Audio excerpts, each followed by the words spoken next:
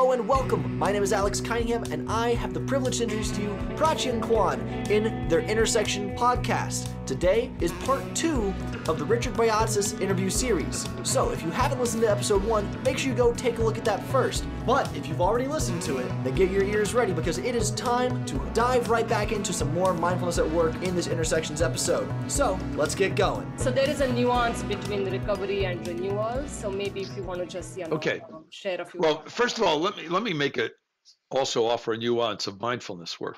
Mm-hmm. I've known a lot of people who work on mindfulness and study it. Those that really work heavily on mindfulness as presence split into two groups. One group that seems to get it and one group that practices it and does it, but end up being real jerks.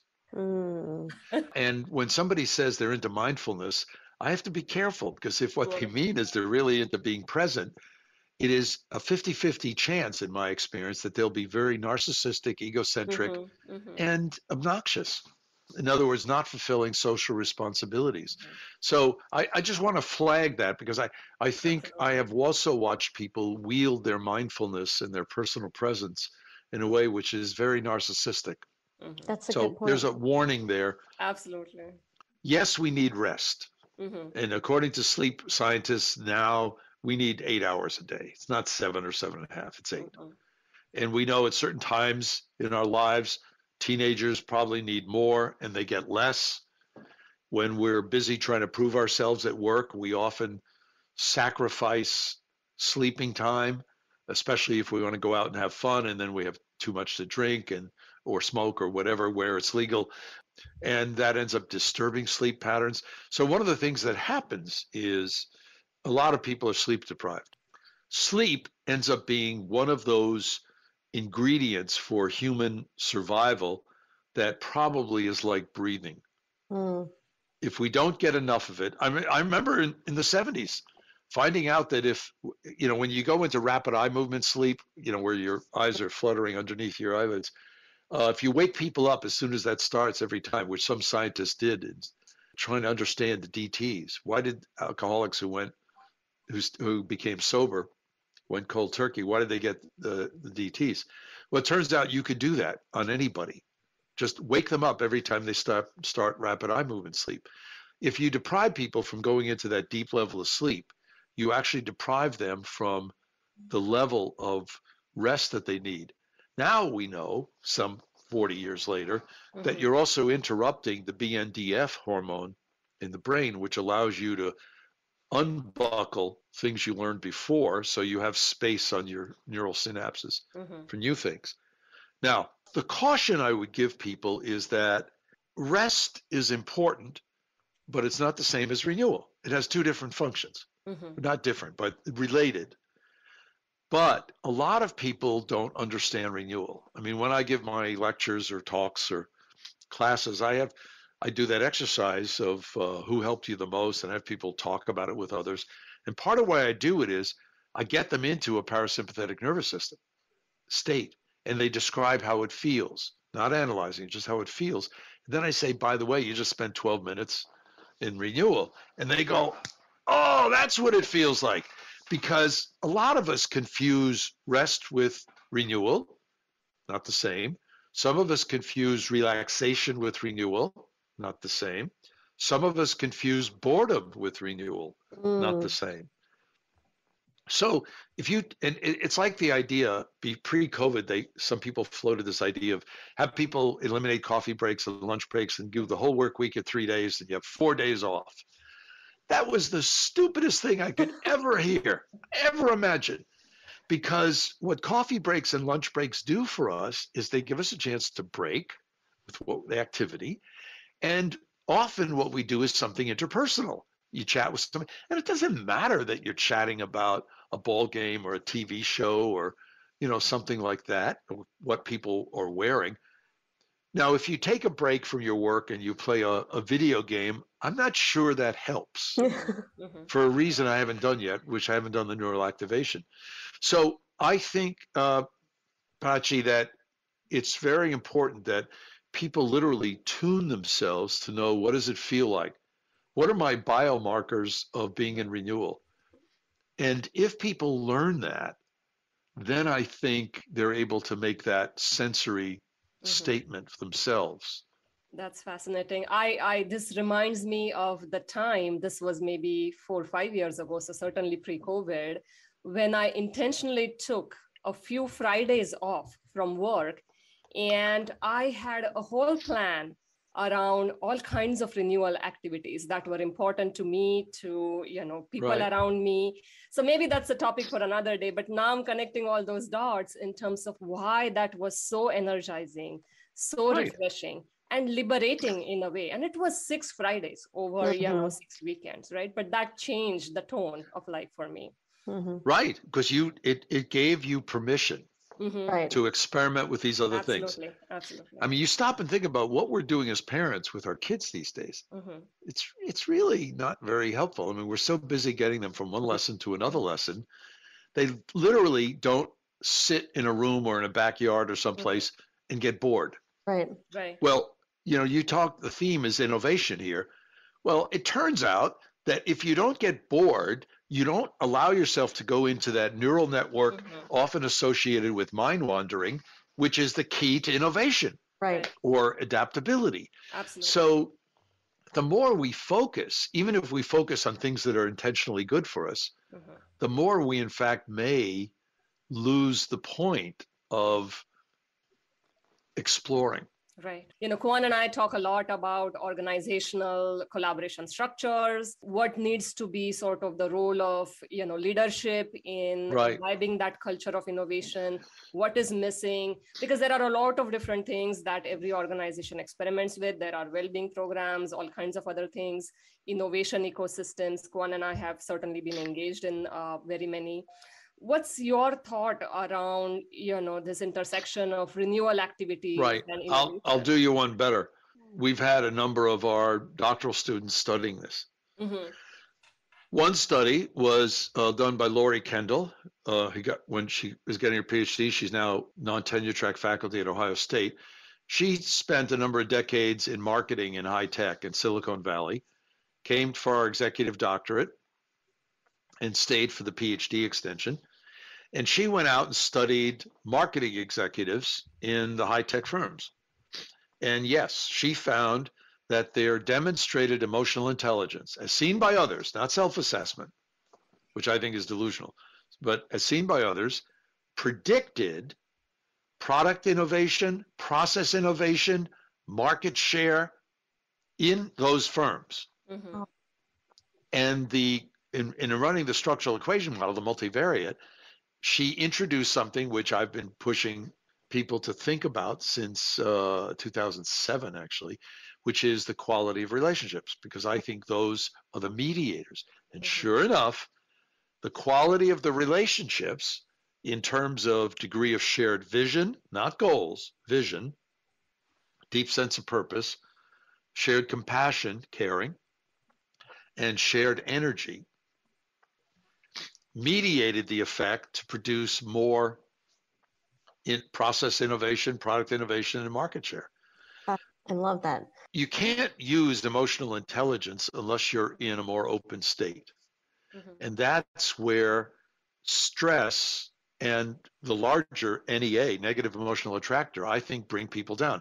I mean, Annie McKee and I made this point in our 2005 book that it is the buildup of these things which causes dissonance. We disconnect.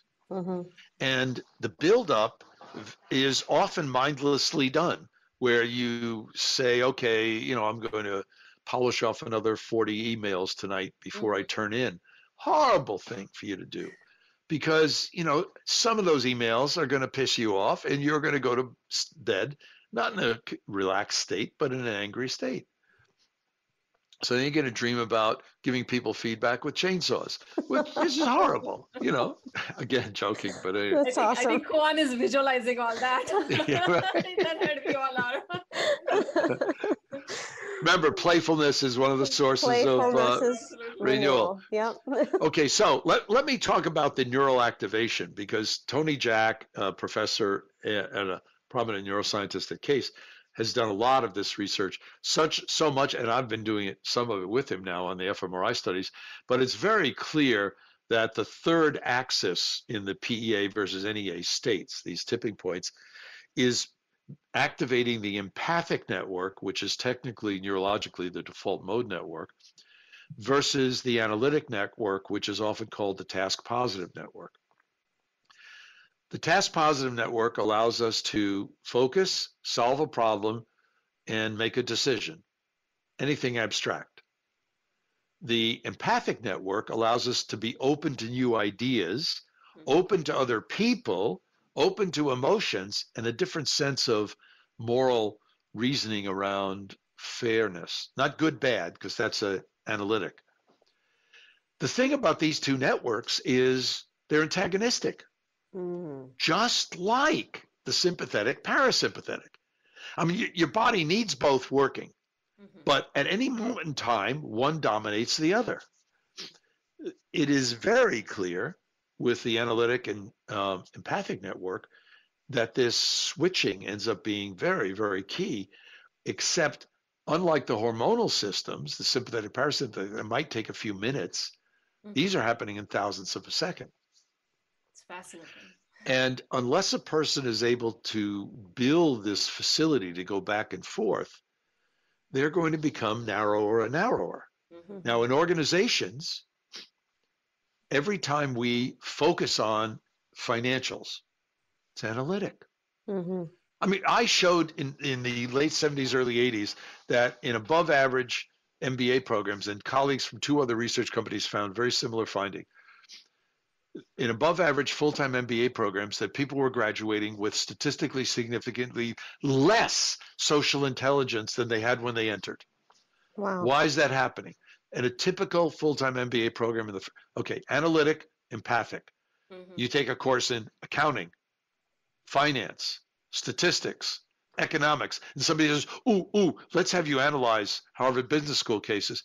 No wonder the poor 30-year-olds are shrinking their social intelligence. Now, in strategic language, what's that called when you focus on analytics? It's called competition neglect. And you see that not invented here, that's not the way we do it here. All of these things happen at the organizational level. So you start to develop a real insight that the more you focus on specific objective measures, the more you focus on financials, the less innovation you're going to get. Period. I don't even have to modify it.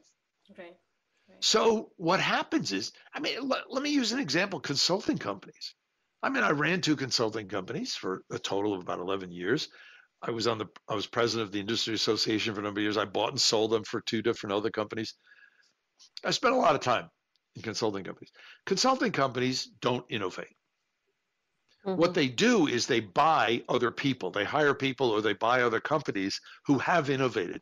Why? Why don't consulting companies innovate? Because your revenue, your only revenue is your time. And once you're inside a consulting company, no matter how, kind of new world or new age you are, everybody chases the billable rate. You're supposed to have 80 or 85% or 88% of your hours in a week billable, and a superstar does 100. That leaves 0 for reflection. Yep. No consulting company I know of actually devotes time to debriefing. They'll say, well, how do we fix that problem? That's going analytic again. Right. So what we find is that in professional services, and the same thing happens in architecture firms, law firms, hospitals, universities, we tend to, because all of our work is measured in terms of people's time, we tend to focus on specific measures, which pushes us into the analytic and therefore less innovation. So when somebody berates a management group, say, hey, our competition is eating our lunch and we have to fight around. I want you to think outside the box. People sitting in that room at that moment can't. They can't see the box. They have lost their ability to scan. Right. Yeah.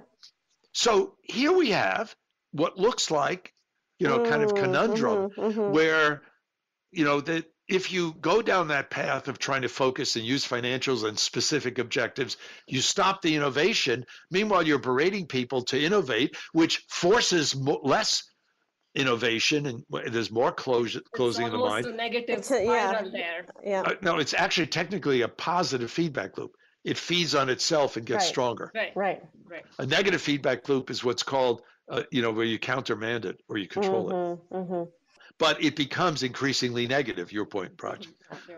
So the dilemma we have is it's no doubt that we build entire corporate cultures or team cultures chasing the wrong things. We did another study that was published in Career Development International, which is one of the big career journals, in 2017.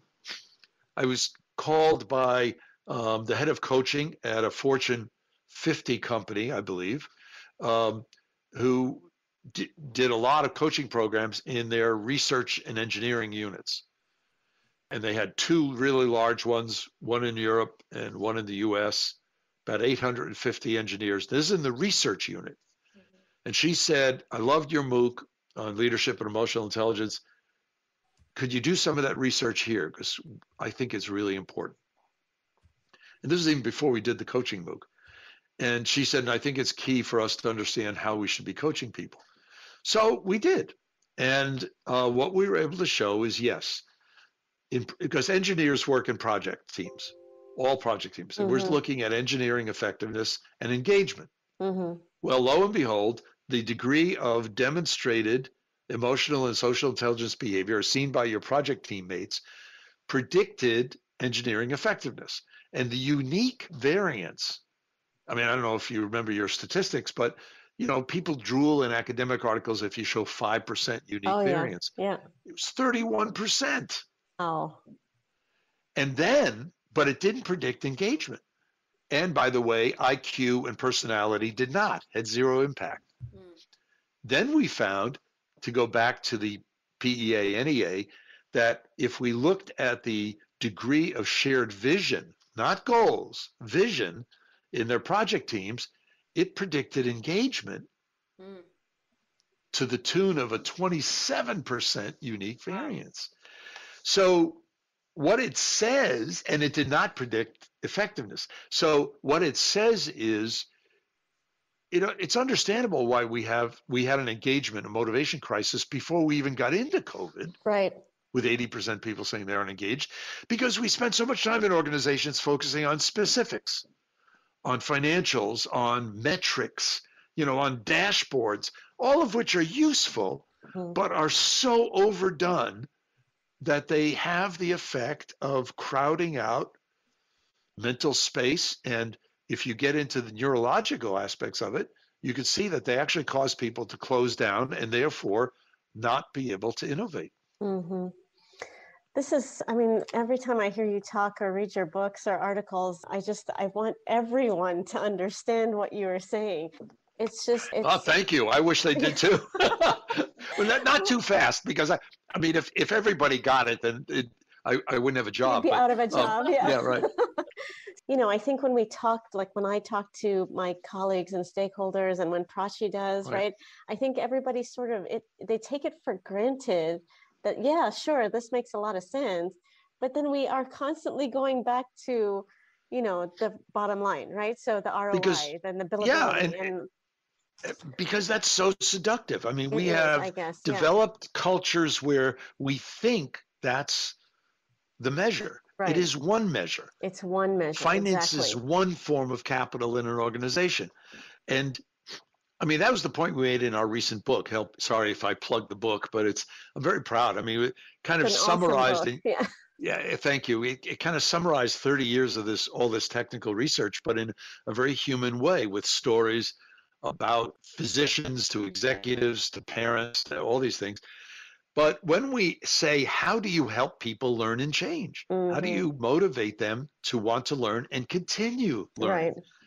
And the sad story is, and most of the time when we try to help people, we do it the wrong way. We give them tips. We tell them what to do. We say, well, this is the way I did it, then you should do it. And what we're doing is what Professor Melvin Smith and I started calling back in 2003, we're coaching for compliance. Exactly. We want them to do what we want them to do. Mm-hmm. Okay. Now, at some point, you two come from, I don't know how many generations back, but you come from cultures that have a lot of that. Oh, yeah. Because of the hierarchy, mm-hmm. and, you're supposed to listen to your elders and do what they say and all that. The result is that they're helping bullies. Do you feel it at the time? Yes. And anybody who's ever had teenagers knows what that's like. Well, it's the same thing for all of us. So what we've been advocating is, how do you do what Melvin and I started calling way back then coaching with compassion? How do you coach to the other person's dreams? How do you coach to renewal? How do you coach to a person's core sense of purpose? How do you coach to caring relationships? And in fact, I think right now we're in chapter 8 of this last book. We really devoted a good deal of it to how do we develop a culture of development. And I've just been giving some talks on this, some webinars about, I think we should have a culture of development that parallels the culture of performance, not replaces, but parallels it. Mm-hmm. Because we need to chase performance, but if we don't help people with their sense of development, they're not going to stay. I mean, I saw a recent LinkedIn survey. I don't know the details about it, but it said that 94% of the people surveyed said they would stay with the company if they felt they were being developed in some way. Right. And so it comes down to, we have to do these things. But what I'm trying to raise with these various psychophysiological studies is you can't do both at the same time. Mm-hmm. I mean, I knew when I was running a consulting company, in the years that we innovated and came up with some new programs, we didn't make as much money. Mm-hmm. In the years that we just hawked, if you will, a more limited set of programs, we made a huge amount of money. Where do you put your time? Well, we need both. We need both as individuals. We need both in our families. We need both in organizations. So the issue is trying to learn, how do we do both? And the stress renewal, the analytic, the empathic networks, the PEA, NEA, all keep talking about balance is important. Mm-hmm. And I do think that's really key to help individuals and our families and our organizations thrive and innovate and develop new approaches. And I'm not saying that just because I'm a Libra and 7 of my 9 planets were in Libra at the time I was born, but I mean, I actually do believe that balance is important. So Dr. Boyatzis, we could talk to you all day. I think Prachi and I would probably come and just, be your research assistants just to absorb all the amazingness. But we do need to wrap up. I'm not sure that's a renewing experience, by the way. But anyway. Maybe not. So just one final question and then we'll wrap it up. Yep. So we talked about the compliance aspect of it, right? And a lot of organizations, they sort of recognize some of what we're talking about, but then we fall back to these engagement surveys and well-being portals and things that really aren't creating the kind of change that you just described with the coaching.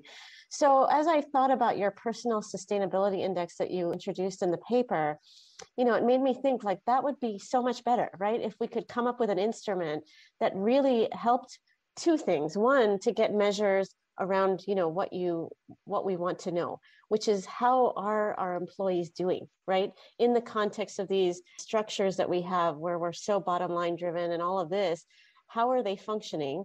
And then 2, help everybody in the organization to understand that need for balance between the renewal and the stress. So have you seen it where an organization, like outside of bringing you in as a consultant, right, to help them figure this out, but apply this and, what were the findings, I guess? It goes way back. I mean, I remember some organizations experimenting with this in the early 80s. Mm-hmm. It was interesting. With Herb Benson, who died not too many months ago, a prominent cardiologist at Harvard Medical School, he and Dave McClellan, who had my mentor and good friend at the time, were doing some very careful research on healing. But Herb was also doing it on what he called the relaxation response. That was his big mega bestseller, which, by the way, pushed mindfulness and meditation, but he didn't call it that because his editors said nobody would buy it. When we developed a program that was a variation of my power motivation training program I was doing with the alcoholics, we went around to all these different companies, and they all said, no, we're not going to do that. We don't want to reduce stress. We want to increase it. Oh. We want to drive people to more performance. So what it's going to take is a mindset shift that your role as an executive and as a leader is not to produce results.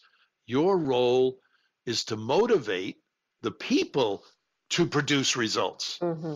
And it's one of the 5 forms of capital. And you have to worry about all 5 forms of capital being stronger. And if you use one form of capital, like you squeeze more performance out of humans to get more dollars, you're spending one form of capital at the expense to get performance on another, and you're losing your assets, if you will. That's what we're seeing today with the Great Resignation. And that's what was forecast pre-COVID with the horrible engagement numbers. Right. So I think there are these things. I've known divisions in companies. I remember American Express, and I met the fellow who did it, who started the division, was a brilliant guy, Doug Lennox. He started Ameriprise, that whole thing. And they started with concepts of emotional intelligence. And they created such a strong workforce and such strong commitment that it was amazing. And they were in the financial services industry. We saw it in automotive manufacturing with the Saturn project, the joint venture between GM and Saturn. You see it on certain product lines at Apple. You see it in many of the parts of Google. I'm on the leadership board at MD Anderson. It's amazing what healthcare institutions have been able to pull off and transform themselves. I mean, I have taught and done research at the Cleveland Clinic, and also up until about 6 years ago, all my doctors were there. And then I moved back to Boston and I shifted them to MGH. But I watched the Cleveland Clinic go from a technically expert place that offended a lot of people, including patients, to within a period of maybe 15 years to be, it's now ranked number 2 hospital in the US for a very, very good reason. I mean, the transformation didn't lose any of the technical expertise. Right. They didn't lose their ability to heal patients. What they did is they added the patient experience onto the performance, and it changed the mindset. Now, once you have the mindset change of the leaders, my job is dual, people development and performance. Then you start to say, okay, how do we play that out in terms of culture? Right. The rules of behavior, the norms, the values. Well, that's where we get back to what Prachi and you, Kwan, are saying all along. It has to start with individuals. And right now, the wellness programs are not seen as every manager's responsibility. They're seen as the people in the wellness unit. It's like leadership development was seen as an HR issue, and therefore it didn't happen. Yeah. So until we start to realize that our own renewal is where it starts, and that because of the emotional contagion, we have the possibility of positively infecting others around us with it.